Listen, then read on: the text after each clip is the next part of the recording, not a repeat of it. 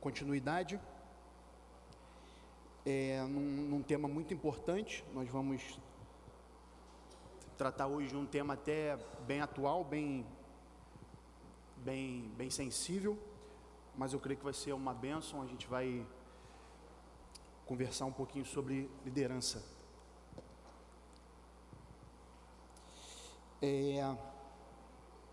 Nós já tratamos alguns temas, algumas marcas de uma igreja saudável. Nós já temos falado sobre a importância da pregação expositiva, temos tratado sobre a importância da igreja ter uma teologia bíblica, da igreja ter uma compreensão bíblica sobre membresia, sobre o discipulado cristão, conversão, e que isso tudo são marcas de uma igreja saudável. E a gente, semana passada, o Davi trouxe aqui a 6ª marca de uma igreja saudável, e hoje a gente vai trazer a 7ª marca, ok? Que é a liderança bíblica eclesiástica. O que é uma liderança bíblica e por que isso é importante para uma igreja saudável, para a gente estabelecer uma igreja saudável, ok? Então, o texto que eu quero usar para embasar hoje o que nós vamos dizer é o texto que está lá em Hebreus, capítulo 13, versículo 17, que diz assim a palavra de Deus: obedeçam aos seus líderes e submetam-se à autoridade deles.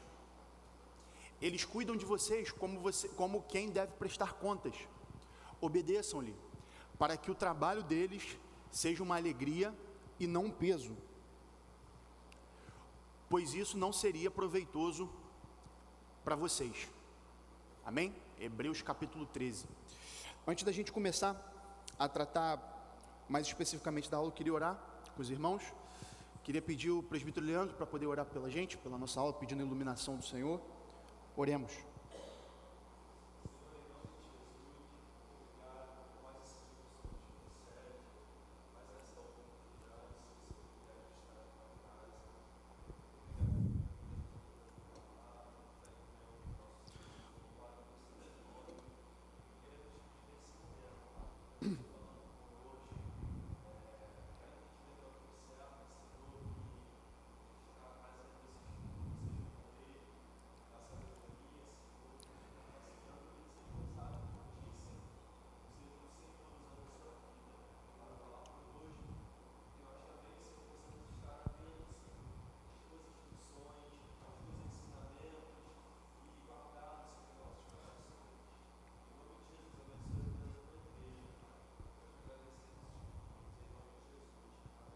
Amém.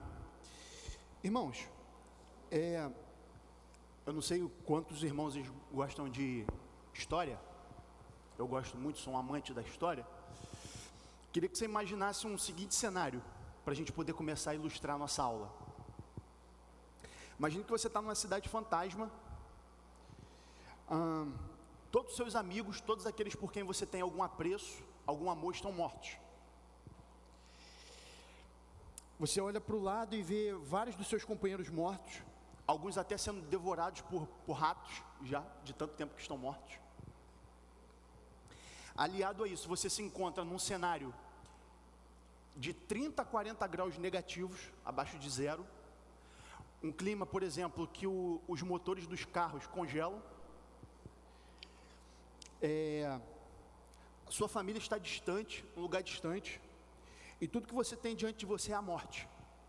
Simplesmente a morte. Eu não sei quantos já leram ou gostam de ouvir sobre isso, mas esse é exatamente o cenário de uma cidade russa chamada Stalingrado. Em 1942, quando o regime nazista estava avançando pela Europa, eles já tinham tomado a Polônia, já tinham invadido a França, estavam invadindo todos os países do leste europeu, e o Hitler começou a sua campanha em direção à Rússia. E eles começaram a tomar a Rússia porque é o maior país do mundo, então para eles era interessante pegar os poços de petróleo e para continuar a fazer o que eles estavam fazendo, os campos de concentração, o avanço por toda a Europa e, se fosse possível, por todo mundo conhecido. E uma dessas batalhas que o regime nazista travou na Rússia foi a Batalha de Stalingrado, que talvez seja a batalha mais sangrenta da Segunda Guerra Mundial. E ela era uma cidade soviética, né, na época, não era a Rússia, era a União Soviética. Ela foi reduzida a escombros sobre o avanço alemão liderado pelo Hitler.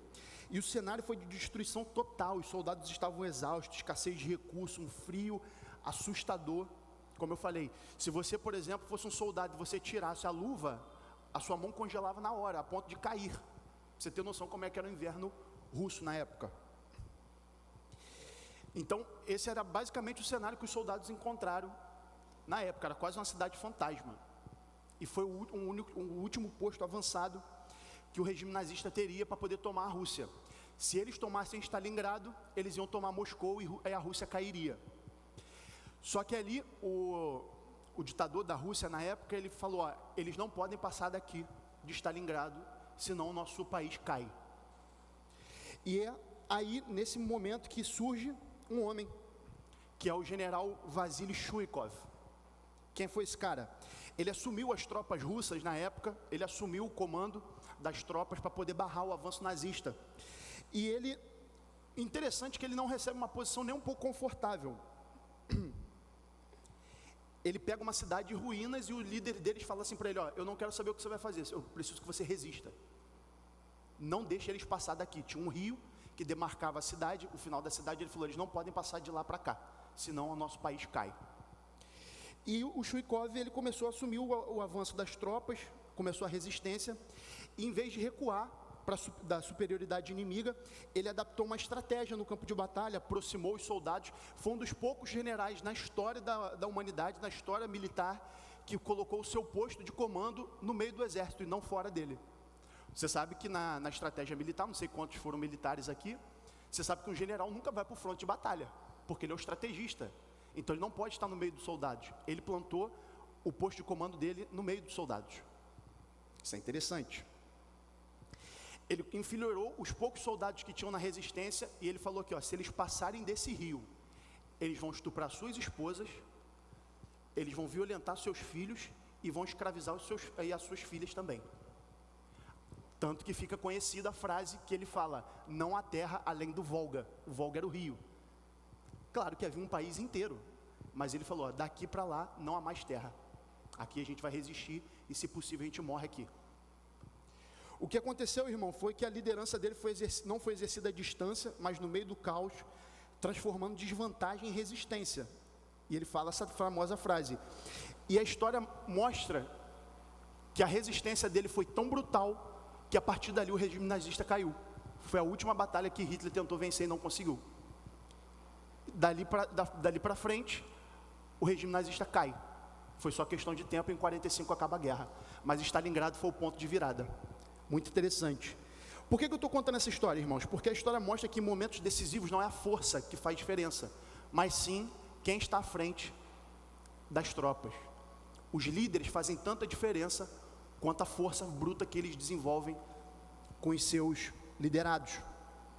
Agora eu queria que você imaginasse uma coisa. Se num campo de batalha, aqui foi ele lá no Rio Volga, dando esse sermão para os soldados. Pensa numa coisa, se num campo de batalha, que o que está em jogo é apenas uma cidade, destino de pessoas, onde a gente lida com territórios, com dinheiro, com recursos, com países, imagine na igreja que a gente lida com almas. Pensa nisso. É justamente sobre esse tipo de liderança, não moldada pelo poder, mas pelo Evangelho, que nós vamos refletir hoje, estudando sobre a liderança bíblica da igreja. E antes da gente elucidar e falar um pouco sobre o que é a liderança na igreja, cabe a gente partir de alguns pressupostos, ok? Primeiro pressuposto, o Novo Testamento, irmãos, ele ensina a necessidade da igreja ter líderes. Quer nós gostamos disso ou não, o Novo Testamento estabelece padrões sobre liderança, ok? O que nós temos são... Quando você vai ler o Novo Testamento, você não vê um manual de igreja, tipo assim, faça isso, faça isso, faça isso, se você tem uma igreja. Não, o que a gente tem são diretivas dos apóstolos, principalmente do apóstolo Paulo, falando sobre como a igreja deve checar quem são líderes dentro da comunidade.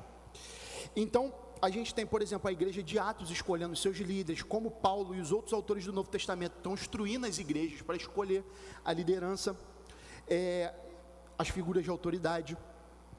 Outra coisa, a liderança, irmãos, não é uma invenção humana. Para a gente parece que é, mas não é. Deus quis que a sua igreja tivesse líderes, Deus quis que o seu povo fosse guiado por líderes na igreja, ok? Então, isso é muito importante a gente esclarecer como pressuposto. Por quê? Porque a gente vive numa era da desconfiança da autoridade, não é assim? Qualquer pessoa que se coloque à frente de um grupo como líder, a gente já olha, será que ele tem interesse nisso? O que ele está ganhando com isso? Pô, mas será que esse trabalho é voluntário mesmo? Deve estar tirando alguma coisa por trás. Não é assim? Os políticos que a gente vê, quando uma pessoa fala que quer se candidatar, a gente logo pensa, está querendo ganhar alguma coisa. Não é não? É assim. A gente vive numa crise de autoridade, a gente vive na era da autonomia, né? Todo mundo fala assim, eu sou dono do meu próprio nariz. Submeter a sua vida a alguém, a alguma autoridade, parece que é uma tolice, não é? No nosso tempo. Você fala que você vai ser liderado por alguém, a pessoa vai falar, mas você não precisa disso. Se submeter a pessoas, que loucura. Ninguém tem a ver com a minha vida. Essa é a palavra que nós vemos na boca de muitas pessoas e infelizmente de muitos crentes também. Outro ponto, nós somos desconfiados por qualquer um que esteja numa posição de autoridade, mas a Bíblia é clara, irmãos, é importante pontuar isso, a Bíblia não tem nenhum problema com a palavra autoridade, nenhum problema. Presbítero Leandro? Sim, é verdade.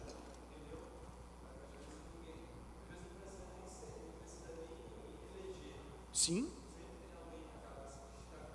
tomando a frente. Sim,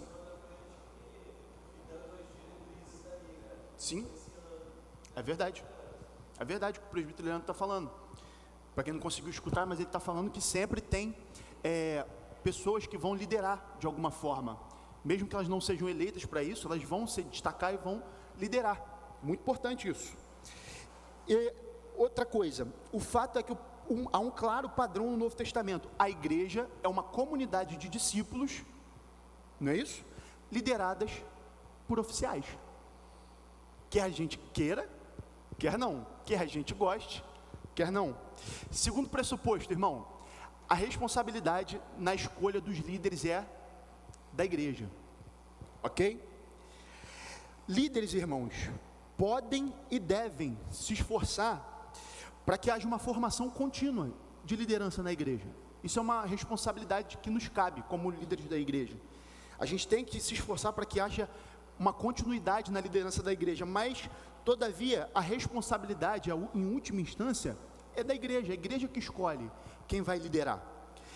E uma vez que a responsabilidade é da igreja, irmãos, aqui a gente também tem aquela famosa frase do tio Ben, no Homem-Aranha, com grandes poderes, vem grandes responsabilidades. Então, se a escolha é da igreja, as consequências também são da igreja. Se a igreja escolhe líderes ruins, as consequências são ruins. Se a igreja escolhe líderes bons, as consequências são, em regra, boas. Então, o primeiro pressuposto é que o Novo Testamento ensina a necessidade de liderança. Segundo, a responsabilidade é da igreja. E o terceiro pressuposto, a igreja não é uma comissão conjunta. Traduz isso aí para a gente, João. Apesar, irmãos, de muitas decisões na igreja serem coletivas, a gente se reúne aqui frequentemente em assembleia, não é isso? Deus não permite que a igreja funcione o tempo todo como uma assembleia, uma comissão conjunta. Como assim? A igreja precisa crer que Deus levanta homens para poder liderar a igreja, para poderem serem líderes do seu povo. A igreja deve ter o desejo de ver líderes se levantando na comunidade. Isso tem que ser um desejo nosso. Tem que ser um desejo nosso. De ver o Paulo, que hoje corre aqui, rouba maçã do pastor, mas para frente ser um líder da igreja. A gente tem que ter desejo por isso, isso tem que arder no nosso coração. Um dia roubando maçã, outro dia sendo um presbítero, sendo um diácono. Acontece. Novamente, irmãos, nós temos problemas com maus exemplos. Isso é fato. Líderes usurpam frequentemente, mais frequentemente do que a gente gostaria. Mas a liderança não pode ser executada sem autoridade, irmãos. A Bíblia não se esquiva disso. Alguém tem que liderar, alguém tem que presidir. Uma coisa é autoritarismo, o abuso, caminhar fora do escopo das Escrituras. Outra coisa é a autoridade bíblica. E a Bíblia, novamente, não tem problema nenhum com isso. Investidura bíblica. Percebe a diferença disso? Então a pergunta que fica é, irmãos, quem são esses homens? Quem são esses líderes? O Novo Testamento, irmãos, ele estabelece 2 tipos de liderança na igreja. Nós sabemos disso. Quem são? Na igreja tem 2 tipos de liderança, os presbíteros e os diáconos. A palavra presbítero, no Novo Testamento, ela significa, se você traduzir ao pé da letra, significa literalmente ancião. É alguém dotado de uma sabedoria mais avançada. No contexto da igreja, não significa que essas pessoas são necessariamente mais velhas de idade. Por quê? Porque Timóteo era um presbítero. E a tradição cristã vai dizer que provavelmente quando a carta de Timóteo é escrita, Timóteo tinha entre 19 e 28 anos. Então não necessariamente precisa ser uma pessoa mais velha, mas dotado de uma sabedoria bíblica para a comunidade, para servir a comunidade. Não significa somente que ele é mais velho então, mas ele precisa ter uma evidente maturidade no Evangelho, dotado de uma sabedoria bíblica profunda. O outro tipo de oficial da igreja são os diáconos. Quem são esses? A palavra diácono, irmãos, se você for estudar o contexto daquela época, a palavra grega diáconos significa literalmente mordomo, que eram as pessoas que serviam às mesas, por exemplo, em casas.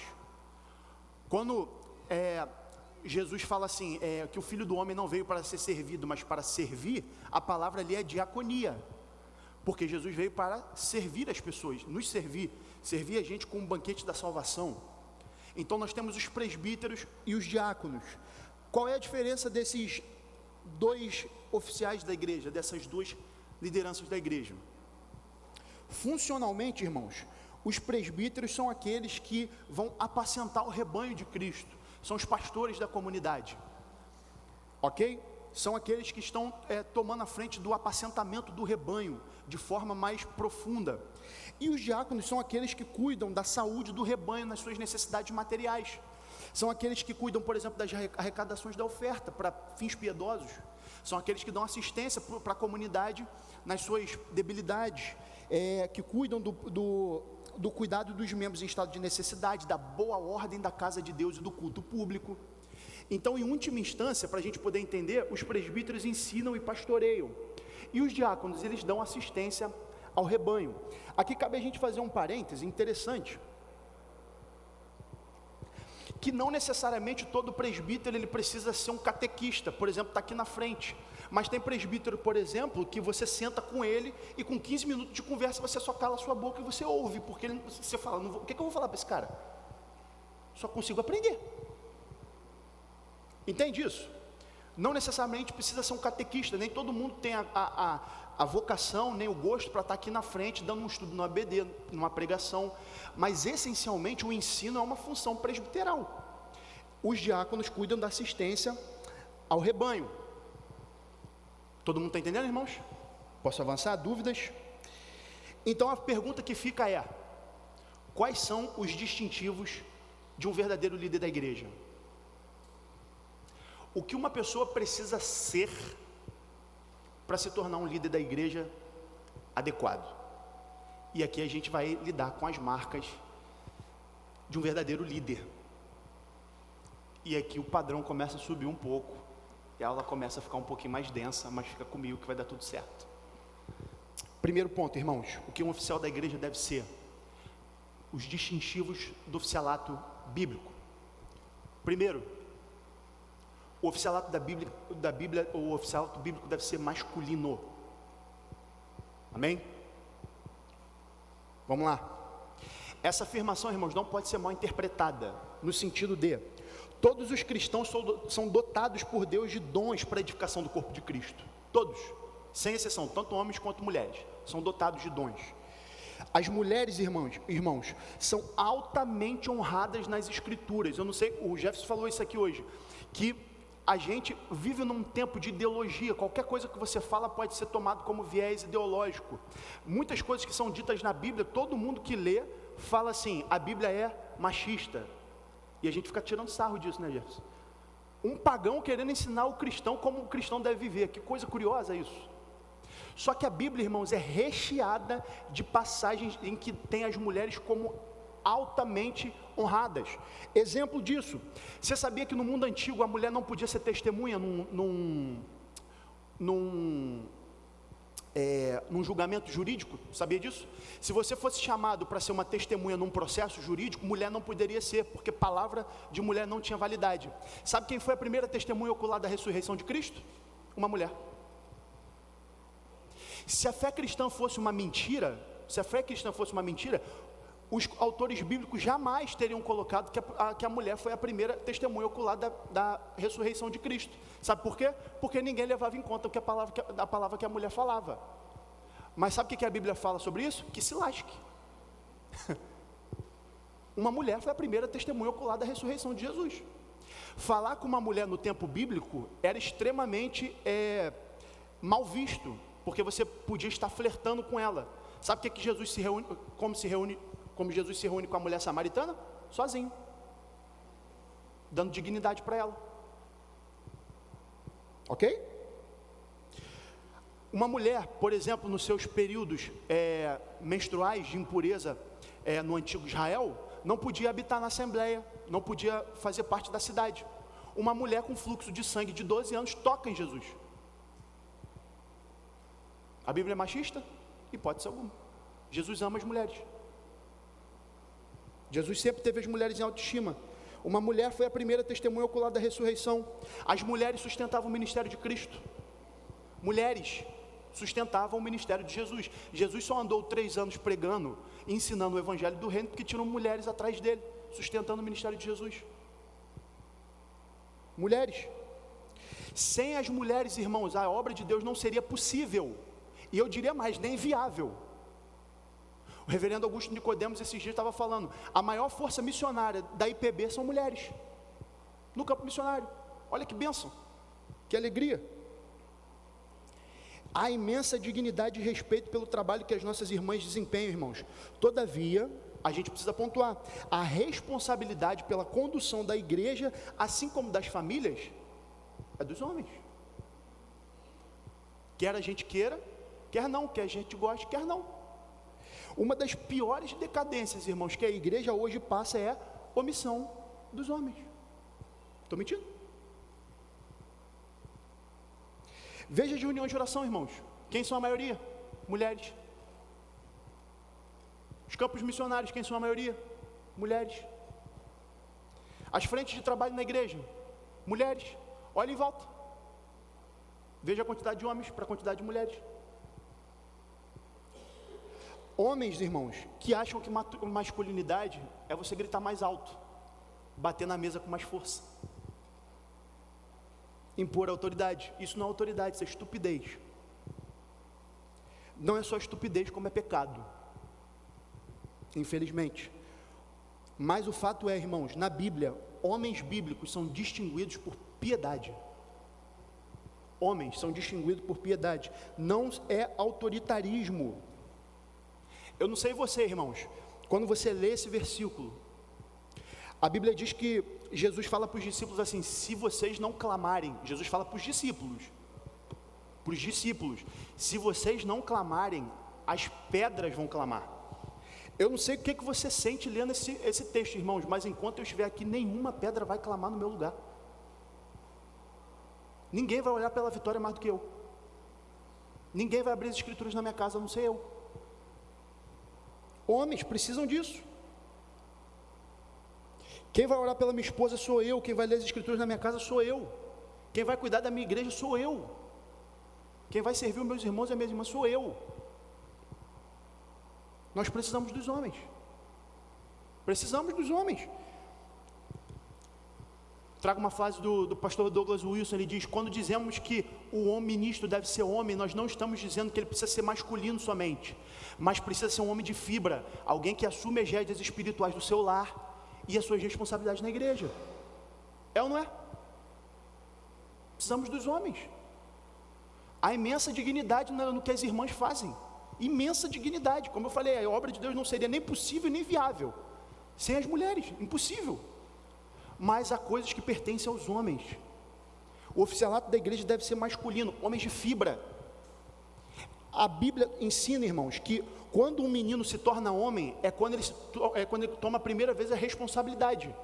Você sabia que lá em Israel, na religião judaica, com 13 anos um garoto pode assumir uma família, e ele é tratado como homem. 13 anos, responsabilidade. Hoje qual é o argumento dos homens? Estou cansado, vou na igreja não, vou servir não, vou me preocupar com o meu trabalho, não estou ganhando nada por isso. Irmãos, uma reportagem, não sei nem se tu sabia dessa, uma reportagem da BBC, em 2018, uma repórter ímpia, ela não é cristã, ela não é nada, ela não tem compromisso nenhum com a fé, ela é simplesmente uma repórter. Você sabe que depois da Primavera Árabe, muitos muçulmanos começaram a ir para a Europa, por causa das guerras no Oriente Médio. Aqui cabe uma ressalva: nem todo muçulmano é extremista, claro. Tem alguns muçulmanos que são plenamente devotos da religião muçulmana, não são terroristas, isso é uma bobagem. Mas muitos muçulmanos que são dessa ala mais extremista começaram a entrar na Europa. Na frente da Alemanha Oriental, do lado da Alemanha Oriental, presta atenção, o diácono Carlos, ouve isso.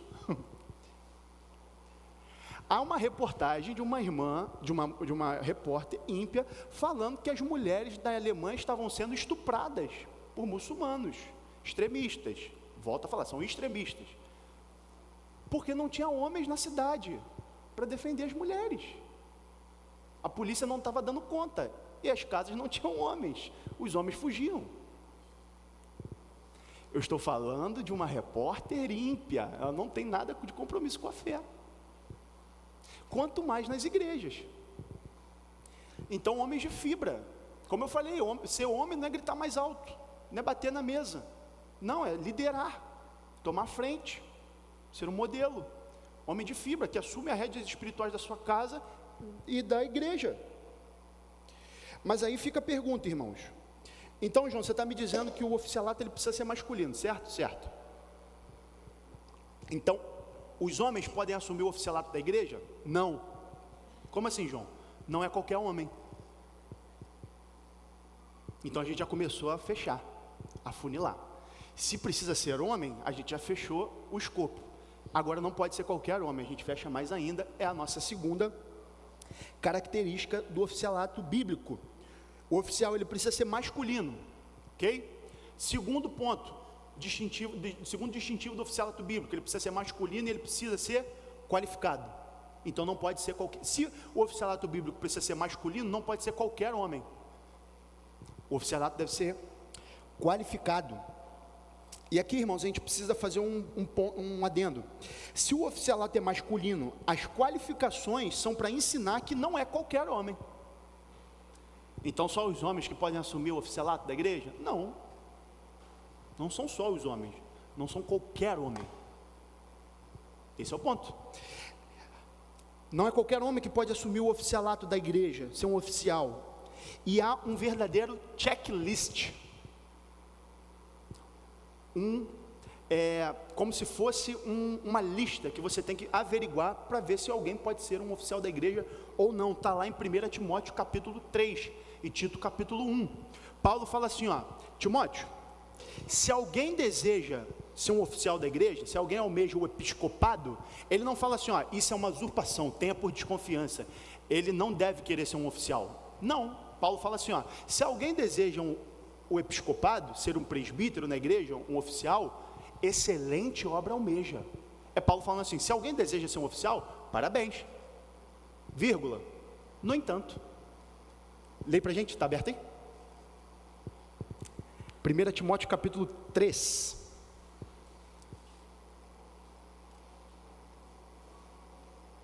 Atenção para a leitura.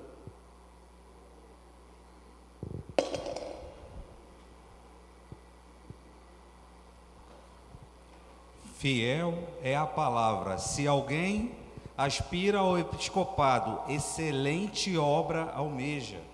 É necessário, portanto, que o bispo seja irrepreensível, esposo de uma só mulher, temperante, sóbrio, modesto, hospitaleiro, apto para ensinar, não dado ao vinho, não violento, porém cordato, inimigo de contendas, não avarento, e que governe bem a própria casa, criando os filhos sob disciplina, com todo o respeito. Pois se alguém não sabe governar a própria casa, como cuidará da igreja de Deus? Não seja neófito, para não suceder que se ensoberbeça e incorra na condenação do diabo. Pelo contrário, é necessário que ele tenha um bom testemunho dos de fora, a fim de não cair no opróbrio e no laço do diabo. Amém. Forte, hein? Barra subiu, não subiu? Vamos lá, irmãos. Então, como eu falei, há um checklist. Paulo fala assim, ó, se alguém almeja o episcopado, parabéns. Excelente obra. Você está de parabéns, isso é bom. Não é ruim. Não é ruim querer ser um oficial, não é ruim querer ser um líder. Todavia, você não pode ser qualquer pessoa. Você não pode ser qualquer um. Você não pode partir do princípio que você é qualquer um. É necessário que você seja irrepreensível. Aqui, irmãos, irrepreensível não é mais uma característica. Aqui Paulo está usando irrepreensível para abarcar tudo que ele falou depois. É necessário que o bispo seja irrepreensível. Como? Sendo marido de uma só mulher, apto para ensinar, manso. Enfim, a gente vai ver cada característica. E aqui, só para fazer um adendo, bispo aqui significa supervisor. É a mesma palavra para presbítero, é a mesma palavra para pastor. O Novo Testamento usa essas três palavras, tá? Só para a gente poder entender que a gente não está falando de coisas distintas. Presbítero, bispo e pastor é a mesma coisa, essencialmente. Perceba, irmãos, que não é uma característica subjetiva. Paulo só dá uma característica subjetiva, que é o quê? Se alguém deseja. Isso é subjetivo, eu posso querer ou não. Isso é subjetivo. Você quer ser um presbítero? Você quer ser um diácono? Não. Ok, isso é subjetivo. Perceba que para você ser um líder na igreja, as características não são só subjetivas, elas são objetivas. Por quê? Porque as cartas de Paulo, irmãos, eram lidas pela comunidade, eram lidas para a igreja. Aqui é uma carta a Timóteo, mas há toda a evidência de que Timóteo leu essa própria carta para a igreja. Essas cartas circulavam para a igreja, tanto que a gente está lendo agora uma carta que foi dada a Timóteo, mas é útil para a gente como igreja. Então é como se Paulo estivesse falando assim, ó, leia em público, porque a igreja vai poder avaliar quem pode ou não. Aí o sarrafo sobe para a gente. Por quê? Se as características não são subjetivas, irmãos, elas são verificáveis. Porque a igreja é o corpo de Cristo. Se a igreja é o corpo de Cristo, ela deve zelar por quem governa. Por quê? Porque ela responde em última instância pelo próprio Cristo. Então tem que ter uma vigilância da igreja com base nos seus líderes. Os líderes devem zelar pela igreja? Óbvio, mas a igreja também deve zelar por quem está ali na frente. Servir na igreja. Então há um checklist. Não são características subjetivas, são objetivas justamente para que a igreja possa medi-los e julgá-los, se são aptos ou não. São objetivas. Vamos lá, vamos ver cada uma delas. Então, o seminarista Jefferson leu para a gente aí 1 Timóteo capítulo 3. Quais são as qualificações essenciais para um oficial da igreja? Vamos lá. Marido de uma só mulher, moderado, sensato, respeitável, hospitaleiro, apto para ensinar, sóbrio, pacífico, não avarento, que governe bem sua própria casa, não neófito e com boa conduta pública. Vamos ver cada um deles. Primeiro ponto, o oficial deve ser marido de uma só mulher. O que significa isso, irmãos? Não significa somente que você tem que ser casado com uma só esposa. Não é somente isso é um pressuposto. O que significa isso? Que toda a devoção dos oficiais da igreja, todos os seus impulsos sexuais, todo o seu vigor sexual deve ser dirigido a uma só mulher. Isso muda tudo. Porque se você é casado com uma só mulher, parte-se do princípio que você, por exemplo, não olha para as mulheres na rua. Como diz lá em Jó, se eu não me engano, capítulo 32, eu fiz um pacto com meus olhos, de não colocar os meus olhos em nenhuma mulher imoral. Um oficial da igreja deve fazer um pacto com seus olhos.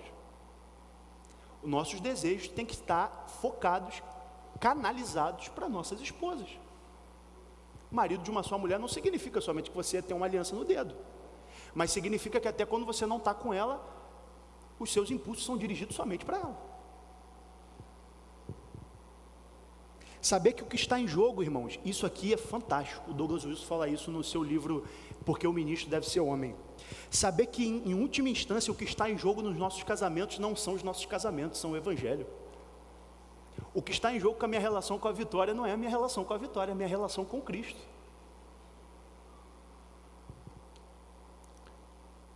Por quê, irmãos? Porque pode acontecer alguma coisa, algum acidente, e eu não ter mais minhas carências sexuais supridas pela minha esposa, e ainda assim ela vai continuar sendo minha esposa. Que fantástico isso. O que está em jogo nos nossos casamentos é o Evangelho. Homens, irmãos, que fizeram um pacto com os seus olhos na igreja, de olhar para as mulheres nos olhos e não no corpo. É aquilo que o Novo Testamento fala. Como é que você vai tratar as mais velhas? Como suas mães. E as mais novas? Como suas irmãs. Precisamos disso, irmãos, observar isso. Marido de uma só mulher não significa somente ter uma aliança no dedo, significa ter uma aliança com Cristo, com a sua esposa no coração. Marido de uma só mulher. Eu, quando não estou com a minha esposa, eu continuo casado com ela. Eu, quando estou aconselhando, ajudando alguma irmã da igreja, eu continuo casado com a minha esposa. Por isso que eu trato as mais velhas como minhas irmãs, como minhas mães, e como as mais novas como minhas irmãs. Homens que, infelizmente, irmãos, isso pode ser às vezes você teve um passado muito tenebroso, e às vezes isso é uma tentação para você vai ter que lutar contra isso a vida toda. Treinar os seus olhos para olhar nos olhos das irmãs e não no corpo. Amém? Oi? Boa. Pergunta do seminarista Jefferson. A Bíblia inclusive fala isso, que nos tempos que os reis saíam para a guerra, Davi estava no palácio. O que Davi estava olhando para Batseba? Era o tempo que os reis saíam para... O que o Davi estava fazendo em casa? Oi?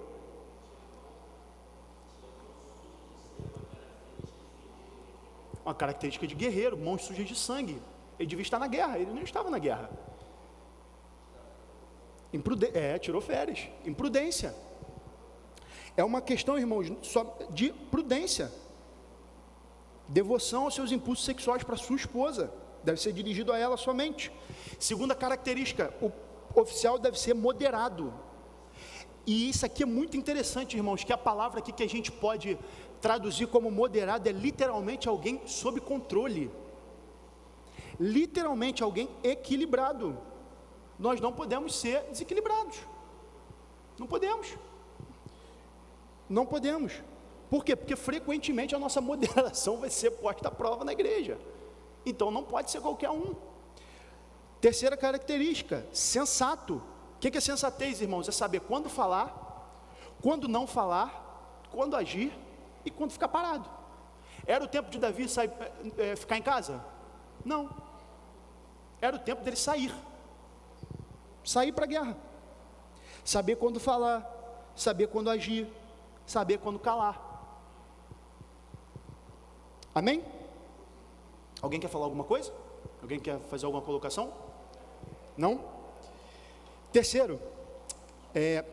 Quarto, marido de uma só mulher, moderado, sensato. Quarto, respeitável. O que significa ser respeitável? Mostrar coerência pública. Eu não posso viver uma coisa na igreja e viver outra coisa no meu trabalho. Eu não posso ser uma bênção na igreja e um demônio em casa. Eu não posso ser alguém honesto na igreja e usurpar, por exemplo, quando eu vou fazer um serviço na casa de alguém. Tirar aquilo que lhe é devido, cobrar preços injustos. Não podemos.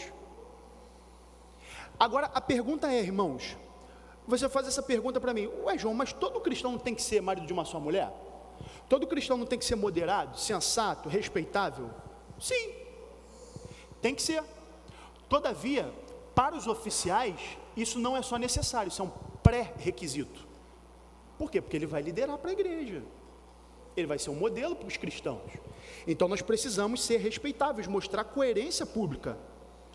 Quinto ponto: marido de uma só mulher, moderado, sensato, respeitável, hospitaleiro. O que significa isso? A palavra do Novo Testamento, irmãos, para hospitaleiro é amigo de estranhos, literalmente.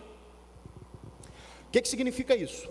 Naquela época, quando a gente não tinha carros, não tinha tantos hotéis de trânsito, era comum que os cristãos, quando iam fazer algum tipo de viagem para algum lugar, um cristão está em Éfeso, vai para a Galácia, ele ficava na casa dos presbíteros. O que significa isso, irmãos? Porque eu, como um oficial da igreja, tenho que fazer minha casa como um hotel de trânsito? Naquela época, muitas vezes. Porque tinham pensões insalubres, pessoas que eram usurpadas, por exemplo, entravam dentro de uma casa para ser recebidos, eram assaltados, eram molestados. Então eles ficavam na casa dos oficiais da igreja.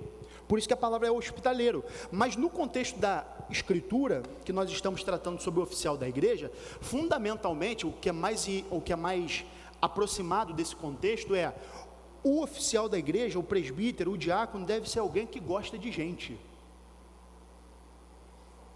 que gosta de estar entre as pessoas. Se a gente não gosta, se a gente não tem paciência com as pessoas, a gente não deveria ser um oficial da igreja, não é? Fundamentalmente deve ser alguém que gosta de gente na igreja, em casa, em qualquer lugar que ele se encontre. Ele deve ser hospitaleiro, amigo das pessoas. Sexto ponto: ele deve ser apto para ensinar. E aqui é uma diferença entre o presbítero e um diácono. O presbítero, ele deve ser apto para ensinar. Essa é a única característica que não está presente como pré-requisito nos diáconos. E a palavra apto para ensinar é a palavra didáskalos, em língua grega, que significa um mestre. Como eu falei, não necessariamente precisa ser alguém que vai estar em cima de um púlpito, mas significa ser alguém que você aprende com ele. Não significa que você tem que ter uma aptidão sensacional para o estudo, deve ser uma pessoa extremamente versada. Não, mas você deve conhecer minimamente as escrituras para que você ensine as pessoas, quer num púlpito, quer fora dele, um a um. Tem irmãos aqui que eu sento na mesa e só fico calado, só ouço.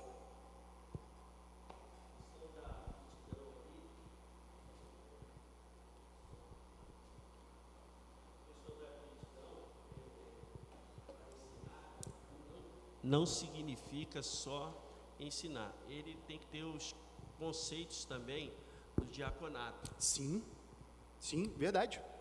É interessante isso. Então, irmãos, se alguém não gosta de ter um a um com a pessoa para ensiná-lo, ele não deveria ser um oficial da igreja. Não deveria. E aqui, irmãos, nós estamos falando de sabedoria bíblica. Você já sentou com pessoas assim? Com presbíteros assim? Eu sento quase todo final de semana. Não é? Sento na mesa e só fico calado, irmãos. Por quê? Tem muito mais tempo que eu de estrada. Está com Cristo há muito mais tempo que eu. Oi?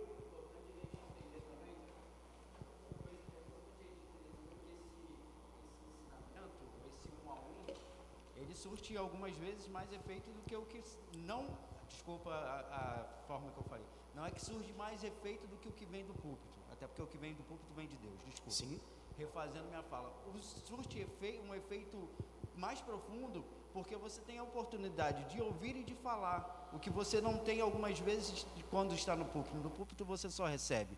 Quando você está sentado um a um conversando, e assim, eu tenho para mim que a conversa com os anciões, com os mais experientes, elas trazem experiências na vida através da palavra de Deus e da vida com que eles viveram, da carreira com que eles correram, profundas, de forma que a gente consegue interpretar, consegue entender com uma forma muito profunda daquilo que a gente está conversando, da conversa que você tem. Então, quando a gente lembra lá, poxa, por que se tem a ideia de fazer pequenos grupos? Por que a gente olha, por exemplo, para outras comunidades que têm pequenos grupos, que se reúnem em pequenos grupos, elas crescem e trazem marcas tão profundas na vida das pessoas?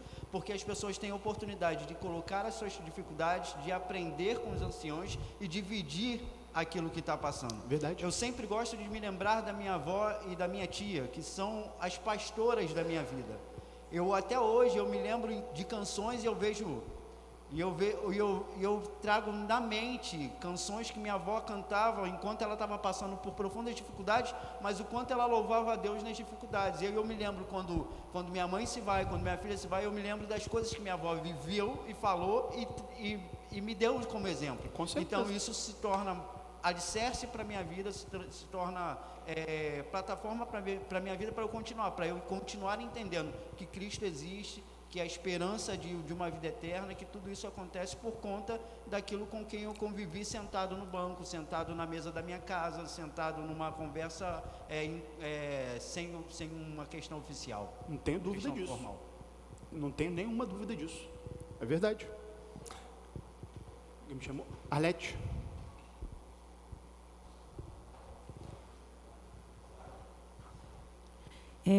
O que o Flávio falou é muito importante e me lembra muitas situações no qual eu vejo que os jovens hoje, né, estão buscando se afastar sempre das pessoas mais maduras, da mocidade, as crianças, e aí você só... tá tudo muito assim, né? Tudo muito rápido, a gente precisa ganhar tempo. E para que ganhar tempo se a gente não aproveita o tempo, se a gente não tem tempo para nada, né? Então, tudo é muito rápido, tudo é muito corrido. Você não para dar atenção para um jovem ou para olhar para baixo, para o UCP, para mocidade, onde a mocidade fica só entre elas, os adolescentes só entre eles, as sociedades assim, só entre elas. Então, isso é seríssimo. Sim. Como vão aprender, né? Como as meninas mais jovens vão aprender com as mulheres mais clássicas, né? Mais velhas, assim. Então, não é ofensa falar isso. Sim. É sempre a gente procurar entender a nossa idade, entender o nosso novo. Isso é muito importante. E as pessoas estão com medo, né, do tempo. Então eu vi assim um vídeo onde um jovem conversava com uma pessoa mais velha e assim eu achei muito importante porque eu vejo situações onde o adolescente não quer falar vamos dizer, um adolescente não quer falar com você porque você vai zoar ele, zoar a falta de entendimento dele, vai zoar que ele é só um menininho, que ele não sabe de nada. A gente procura brincar e falar sempre assim, eu conto ou você conta, né? Na minha vez ninguém contou. Isso é engraçado, mas assim, afasta eles da gente, da hora que a gente não ouve, e sim a gente ri. Sim. Da imaturidade deles. E sim, é importante a gente, nessas horas, pensar nisso. Sim, a maturidade, ela ensina muito, né? Por isso que não pode ser qualquer um. Principalmente na liderança da igreja, a maturidade tem que ser uma maturidade bíblica, sabedoria bíblica. Então, o outro ponto é aptidão para o ensino. 7º, o oficial deve ser sóbrio. O que significa isso? Ele não deve ser dado a muito vinho, mas embebido de sabedoria bíblica. Efésios capítulo 5, não vos embriagueis com vinho, mas enchei-vos do Espírito. Significa que ele não perde a consciência com facilidade. Ele é controlado por sabedoria bíblica, ele é cheio do Espírito. Ele é cheio de sabedoria bíblica. Outro ponto, ele é pacífico. O que significa isso, irmãos? E isso aqui é um distintivo fantástico. O oficial da igreja deve ser alguém pacífico, O que significa ser pacífico, João? Em outros termos, literalmente significa alguém sem pavio curto. Porque frequentemente a temperatura na igreja vai subir, irmãos. Gente é problema. Amontou um monte de gente no mesmo lugar, vai dar problema, vai dar conflito. Você não pode perder a cabeça por qualquer coisa.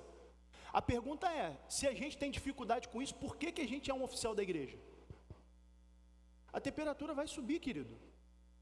Já pensou se cada vez que a temperatura subisse na sua casa, você perdesse a cabeça? 59 anos de casado, dona Isabel. Perdesse a cabeça qualquer coisa. Não dá.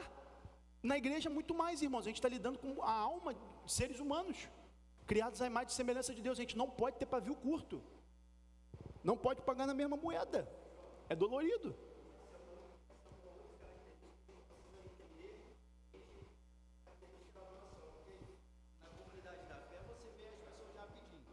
Você vê as pessoas rapidinho. Agora, você precisa observar. Hoje você tem internet, por exemplo. A gente às vezes vê irmãos desesperados e falando na internet, esquecendo que são crentes. Estou te falando que eu vou ficar caladinho. E aí ficam brigando e formulando e fomentando discussões na internet que não vão levar a lugar nenhum. Lugar nenhum. Às vezes você anda muito pouco com as pessoas para poder conhecê-lo, mas hoje você tem diversos argumentos, diversas formas de observar isso. Então é muito importante também. Qual a discussão que é válida? O que é válido? Por que você tem que discutir? Para que você tem que discutir? O que vai levar a isso? E aí a gente precisa observar isso. É isso. A gente tem um megafone hoje chamado redes sociais. Todo mundo tem opinião de tudo. Mas o oficial da igreja tem que ter opinião de tudo? Não. Não tem. Porque na igreja aqui tem pessoas que são de dois espectros políticos diferentes. E o que eu tenho a ver com isso? Nada. Eu não sou político. Eu não faço propaganda partidária. Alguns gostam de um governo mais progressista, outro mais conservador. O que eu tenho a ver com isso? Nada. Os dois são meus irmãos. Os dois são de Cristo. Irmãos, Jesus colocou os discípulos para ir lado a lado, pregando o evangelho. Quando ele enviou, ele botou Judas Iscariote, que era um revolucionário, junto com Mateus, que era um publicano. Duas pessoas inimigas. Mas o avanço do evangelho precisava ser feito, não precisava? Vai. Irmão Jaci.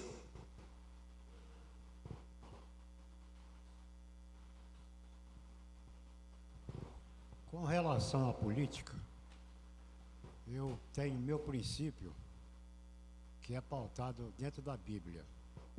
Eu não posso, de maneira alguma, como cristão, dar o meu voto em quem é contrário ao que está registrado na Bíblia. Exemplo, o aborto. Eu posso votar no tipo de gente que pensa assim? Não posso.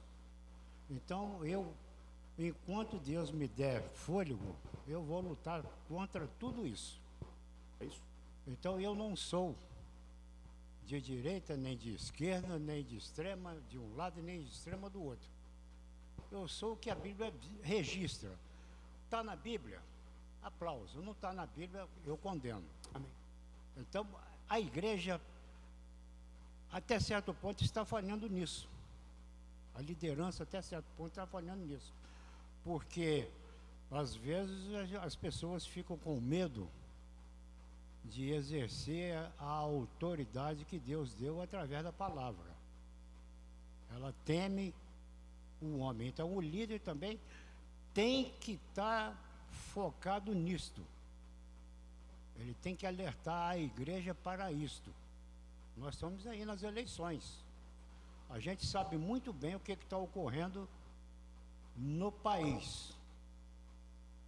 A agressão aos cristãos, não aos evangélicos não, aos cristãos.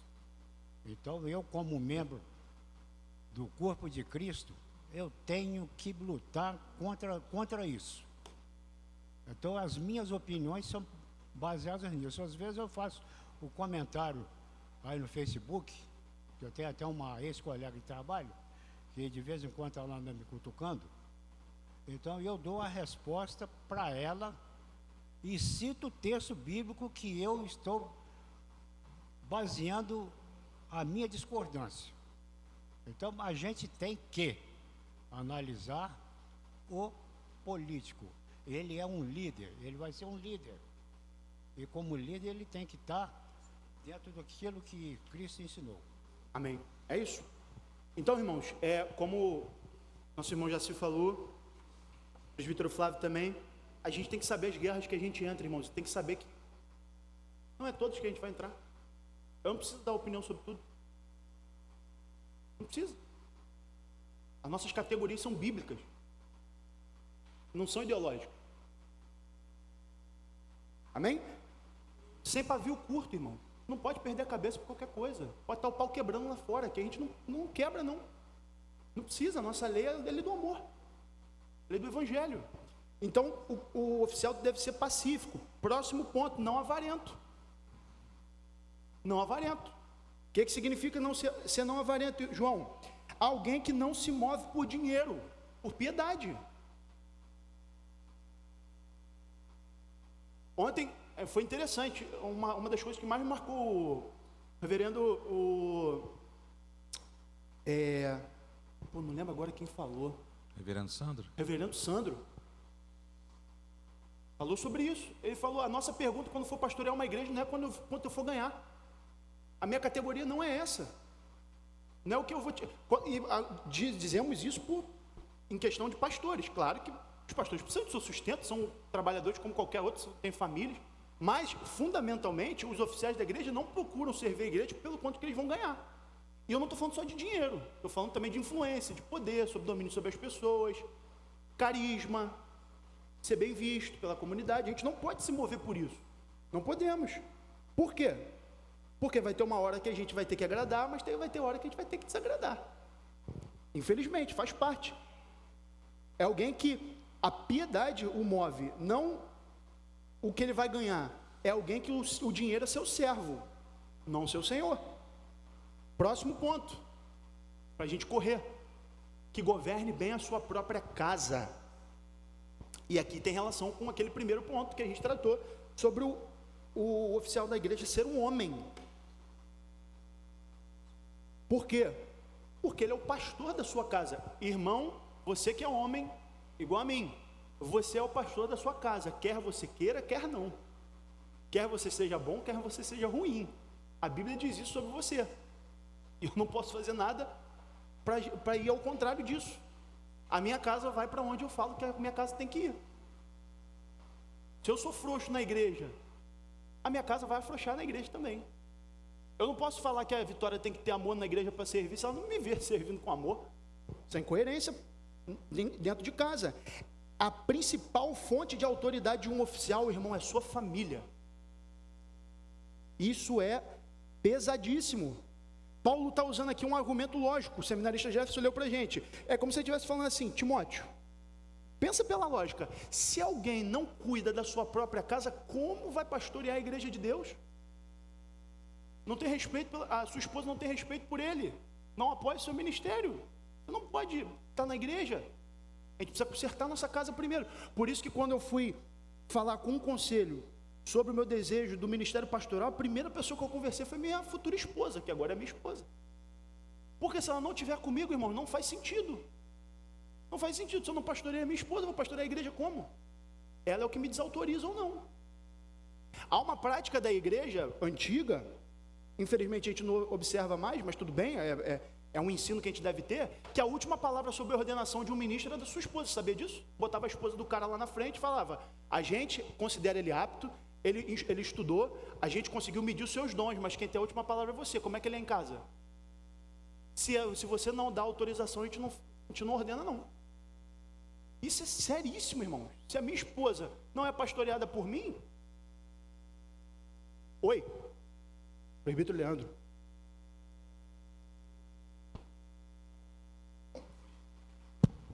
Exatamente. Como é que é o seu relacionamento familiar, né? Como que você trata a sua esposa, né?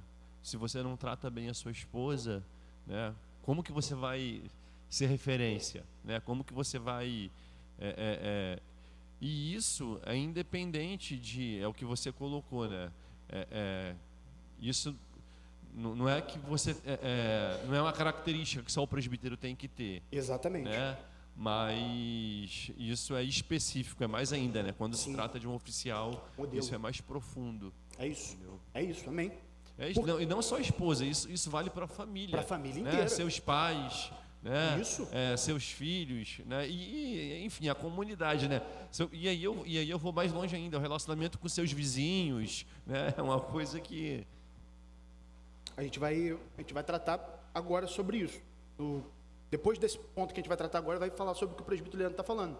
Então, governar bem sua própria casa, um homem sem respeito da sua própria família, a gente não pode fazer. Reverendo Paulo, Natal. Para você chegar a essa posição de governar bem a sua própria casa, você vai estar enquadrado em todas essas 12 posições. Sensacional. Porque você tem que gozar de respeito, ser moderado, marido lá da sua mulher, tem que ter todos os aspectos para você governar a sua casa, senão você não governa bem a sua própria casa. Verdade. Você não adquire a característica principal. Mas eu, para ir nessa contramão que tu falou, quando me apresentei pro conselho para ser indicada ao seminário, a minha esposa foi chamada para saber se ela concordava, se ela estava de acordo com a minha ida, porque é uma posição que precisa ser analisada também em respeito a elas. Amém. Olha isso. Sensacional. Então, pastoreio da família. Próximo ponto, para a gente correr. Não neófito. O que significa neófito? Neófito é uma palavra grega que significa planta nova, recém-plantada. Demonstra maturidade, irmãos, fé e piedade. O que significa ser não neófito? Alguém que não é imaturo. Alguém que se envolve em discussões o tempo todo, como o presbítero Fábio falou. Sinais de imaturidade. Novo convertido. E isso, o imaturo, não pode. Exatamente. Se a pessoa for famosa, então, sim. Se a pessoa for famosa, então, no outro dia já está pregando. Converteu num dia, prega no outro. O que significa? A imaturidade. Um dia está quente, um dia está frio, um dia serve na igreja, um dia não serve, um dia fala, pastor, conta comigo, no outro dia não aparece. Imaturidade constante.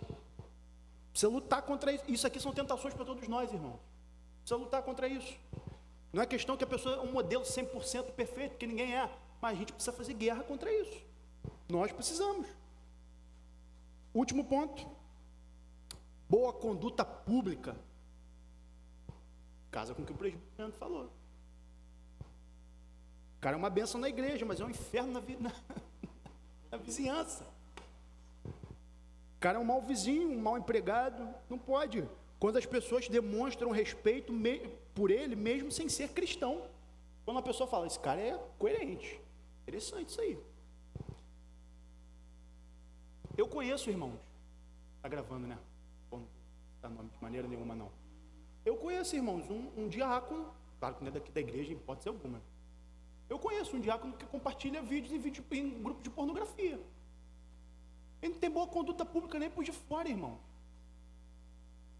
Quando eu falei para uma pessoa que é muito conhecida minha que eu recebi a graça de Deus de ser votado pela igreja para ser um diácono da igreja, eu fui convidar essa pessoa para vir na minha ordenação. Eu falei, eu vou ser ordenado um diácono. Graças a Deus. A igreja confiou em mim essa honra. Ele falou para mim, não vai ser diácono igual aquele outro não, né? Que escárnio, irmãos. Que escárnio. Isso é um escárnio. Pornografia em grupo. Que loucura. Então essas são as características de um oficial da igreja. A única coisa que não está entre os diáconos é a aptidão para o ensino. Isso não é pré-requisito. Pode ser? Pode. Seria ótimo. Mas não precisa. Diácono tem que ser um servo da igreja. Vamos lá, irmãos, para a gente avançar. Distintivos do oficialato bíblico. Então, ele tem que ser masculino e qualificado. Terceiro, o oficialato bíblico deve ser pluralizado. Então, se ele precisa ser homem e precisa ser qualificado, também é exigido que ele não seja solitário. O oficialato da igreja, irmãos, é coletivo. No Novo Testamento, as igrejas locais são normalmente lideradas por mais de um presbítero, sempre. Sempre. Não há nenhuma liderança una. Não tem. Por quê? Porque a coletividade, mais de uma opinião, protege justamente a igreja de eventuais abusos de poder, de atos arbitrários. Você sabe que aqui na igreja quase todas as decisões são colegiadas, sempre. Quer por nós, pela comunidade, quer pelos presbíteros, pelos diáconos. Por quê? Provérbios 11:14, a multidão de conselhos, sabedoria.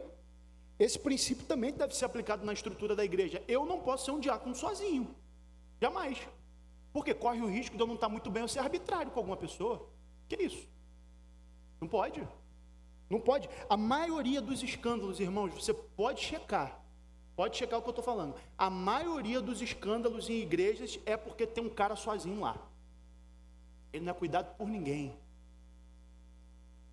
Ninguém sabe quando ele está mal, ninguém sabe quando ele está bem, ninguém sabe quando ele está passando luta com o casamento, quando ele não está. Isso é perigoso. E eu não estou falando só perigoso para a igreja, estou falando perigoso para a pessoa, para o pastor, para o diácono, para o presbítero. Por quê? Porque a gente precisa uns dos outros. Eu tenho que saber que alguma hora eu vou ficar caladinho e o Jefferson vai falar, você está errado. Isso não se faz, cuidado, não vá por aí. Boa, persevera. A multidão de conselhos é sabedoria. O Novo Testamento não tem só um homem, não tem uma liderança una. E o poder concentrado privilegia o abuso, a proteção das congregações contra o abuso de autoridade. Terceiro, sobre por que a igreja os oficiais devem ser pluralizados. Porque a igreja, a liderança também deve ter submissão mútua. Nos ensina a sermos submissos uns aos outros. A pluralidade na liderança ensina que nós devemos submeter a nossa vida aos nossos irmãos, sim. Difícil, né? Mas não só, irmãos, que é uma obrigação a gente submeter a nossa vida ao outro, mas como submeter a nossa vida ao outro é uma bênção. É uma dádiva da graça de Deus. Às vezes que eu fui mais abençoado, foi às vezes que irmãos sentaram comigo e falaram, ó, cuidado, faz assim, não faz. Quando a temperatura subir no seu casamento, não fale de cabeça quente. Outros irmãos. Por quê? Porque a sabedoria não está comigo. Está com outros irmãos que já foram mais experimentados que nós. Uma das maneiras da gente proteger a nossa igreja é que haja irmãos do nosso lado para nos auxiliar quando a gente cair. Ter alguém com quem estender a mão. Sozinho a gente vai mais rápido, junto a gente vai mais longe. Então, o oficialato da igreja, irmãos, deve ser masculino, qualificado, plural. Trazendo algumas aplicações, só para a gente encerrar, que eu já estourei meu horário. Primeiro, será que nós estamos à altura do nosso ofício? Aqui é uma aplicação para nós que estamos na liderança da igreja. Será que nós, irmãos, estamos progredindo no evangelho a ponto de nós sermos modelos para o rebanho?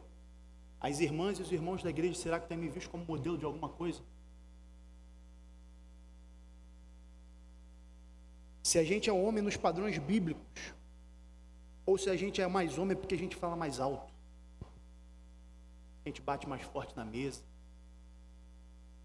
a gente fala, eu que mando aqui. Não é liderança bíblica, irmãos. Isso é liderança demoníaca, isso é autoritarismo, isso é abuso. Será que a gente está à altura de tão grande privilégio que nós recebemos de estar à frente da igreja de Deus? Pensa nisso, irmãos. Deus nos colocou à frente do seu povo. Que honra.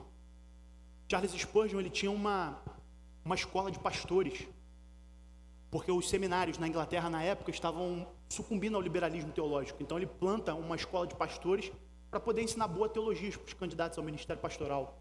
E fala uma frase no livro Lições aos Meus Alunos, ele fala uma frase que é sensacional. Ele fala, irmãos, se a rainha da Inglaterra vos chamar para serem embaixadores dela em qualquer país do mundo, não rebaixa o posto. Vocês são embaixadores do reino de Deus. A rainha da Inglaterra, a rainha Vitória, não rebaixa o posto não, vocês são embaixadores do reino de Cristo. Isso é um privilégio, irmãos, a gente está em frente da igreja. Nós temos a honra de sermos votados pela igreja para sermos servos dela. Isso é uma bênção. Não tem maior privilégio que esse.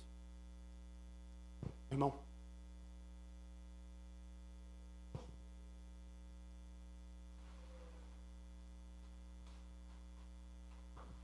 Eu mandei um currículo para fazer uma pós-graduação na Universidade Rural. Aí no meu currículo estava lá, presbítero da igreja presbiteriana. Eu botei. E depois que eu fui aprovado, eu perguntei ao coordenador, qual foi o critério para a aprovação dos alunos? Aí ele falou assim, primeiro, análise de currículo. Segundo, você é oficial de uma igreja muito séria. Que legal. Olha isso. Que bênção. Então, primeira aplicação é essa, irmão. Será que a gente está à altura do nosso ofício, do privilégio que nos foi dado? Segunda aplicação, irmãos. Essa aqui, a primeira foi para os oficiais da igreja, para nós. E a segunda é para a igreja como um todo. Já que a liderança da igreja é uma instituição do próprio Cristo, qual tem sido as suas relações com seus líderes, irmão? Como a gente precisa pensar nisso, irmãos? Como a gente precisa pensar nisso? Exemplo, o que você quer dizer com isso, irmão? Ô, João, com essa aplicação aí, como assim, qual é a minha relação? Qual foi a última vez que a gente orou pelo nosso pastor?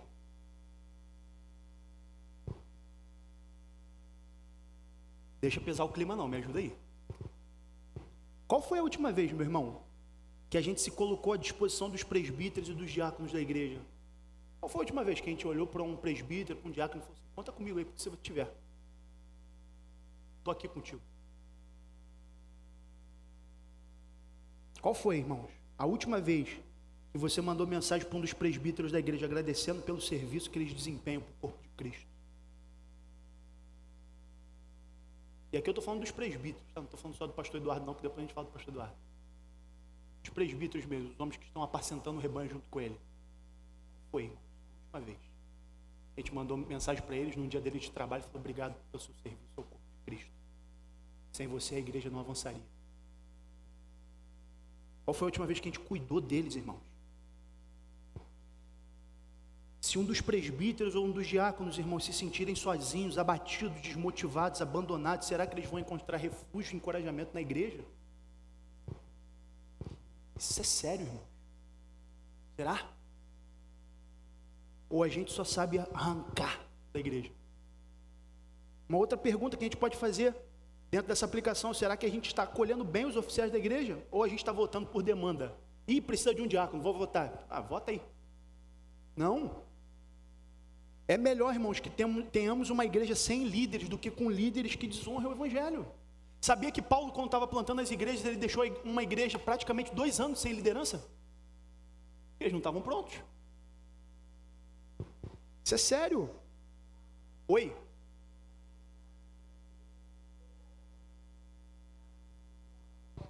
Não, nem... Exatamente. A responsabilidade é da igreja. Será que a gente tem cuidado dos oficiais que Deus tem colocado no corpo de Cristo? Então, a primeira aplicação é essa. Nós estamos à altura do nosso ofício. Segundo, para a igreja. Já que a liderança é uma instituição do próprio Cristo, qual tem sido as nossas relações com Ele? Pensa aí. E terceiro, irmãos, terceira aplicação é a nossa relação com o pastor da nossa comunidade.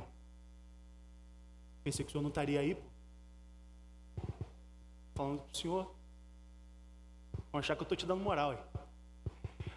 Qual tem sido a nossa relação com o nosso pastor local? Irmãos, infelizmente a igreja brasileira é uma máquina de triturar ministros. É uma máquina de triturar ministros do evangelho. A gente acha que eles estão ali por obrigação.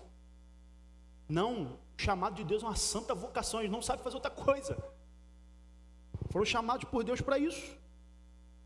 Alguém já disse, os pastores são responsáveis de tratar as feridas de um rebanho enquanto eles mesmos sangram. Uau! A realidade, irmãos, é que a gente está tão focado e nutrimos tanto ódio contra falsos pastores que esquecemos de honrar os bons. Que loucura! Passo prático para a gente aqui na nossa igreja local. Nós temos um ministro ordenado que vai ministrar ceia para a gente hoje. E prega todo domingo aqui no púlpito. Te pergunto, qual foi a última vez que você encorajou o nosso pastor? Qual foi a última vez que eu encorajei e mandei uma mensagem para ele? Obrigado. Porque nos momentos de caos, quando tudo estava desabando, o senhor estava lá. No momento que eu estava de cama, no momento que eu precisei de alguém para fazer o ofício fúnebre da minha família. Qual foi a última vez que você deu um presente, uma oração, uma palavra de encorajamento, incentivo? Quer ver um outro exemplo? Qual foi a última vez que a gente orou pela Gleice?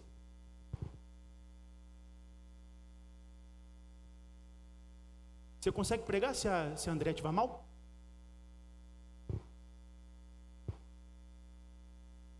Se a Vitória estiver passando mal, eu não consigo estar aqui não, irmãos. Minha cabeça fica louca. Se um ministro do Evangelho está com a sua esposa debilitada, precisando de algo, está mal, a cabeça dele está com ela também. Qual foi a última vez que a gente orou pelo Jean, pela Gabi, pela Larissa? Por quê? Porque a gente sabe que se sua família está bem, o ministro do Evangelho está bem. Cabeça fria para trabalhar, para fazer o que ele tem que fazer. Nós precisamos ser encorajados, irmãos, de forma prática, a cuidar daqueles que o Senhor nos chamou para cuidar de nós. Precisamos cuidar dos trabalhadores da vinha do Senhor.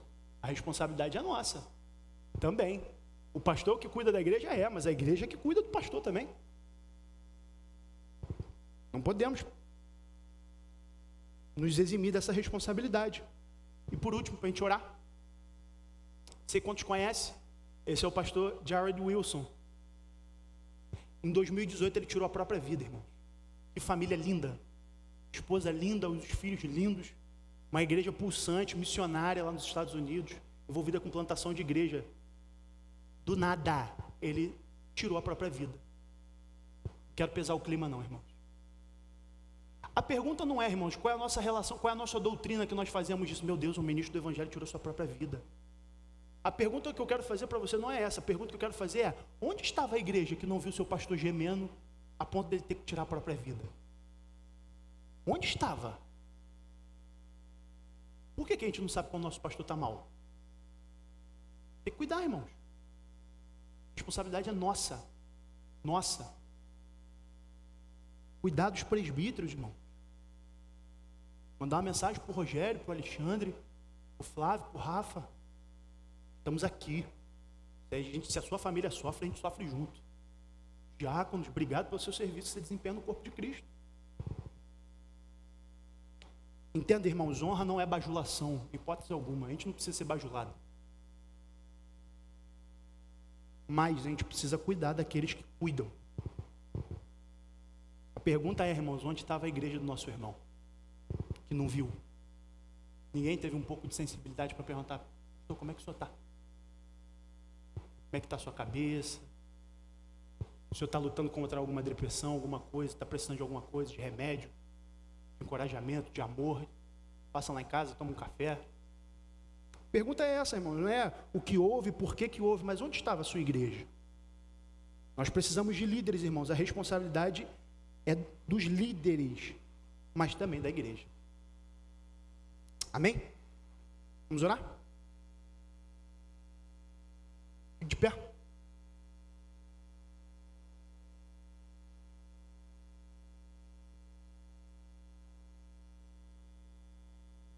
Ora pra gente, pastor, por favor. Estava ali escondido ouvindo tudo. Vamos orar, irmãos. Senhor, muito obrigado pela tua presença em nossa vida, por esta manhã preciosa, em que podemos ouvir a tua voz no culto, podemos também estudar esse tema tão difícil, tão polêmico nos dias de hoje, mas tão necessário Deus, sobre a liderança da tua igreja. E nós pedimos ao Senhor que nos dê a bênção de termos sempre uma liderança bíblica aqui nesta igreja. Senhor, que se dá justamente por conta de uma igreja que tem conhecimento da palavra, que tem, Senhor, direção vinda do Teu Espírito Santo. Nos ajuda, Pai, que como liderança sejamos uma liderança comprometida com o Senhor, não, Senhor, desejosos de qualquer outra coisa como dinheiro, como poder ou status, mas desejosos, Pai, de sermos fiéis a Ti através da Tua palavra, Senhor, buscando sempre liderar, tendo como modelo o nosso Senhor Jesus Cristo. Dá, Senhor, também que esta igreja seja a igreja formada de irmãos e irmãs que valorizam e honram seus líderes, amando-os, Senhor, também honrando-os, Senhor, sobretudo com o respeito e com o amor com que lidam com sua liderança. Nos ajuda, Pai, nos abençoa.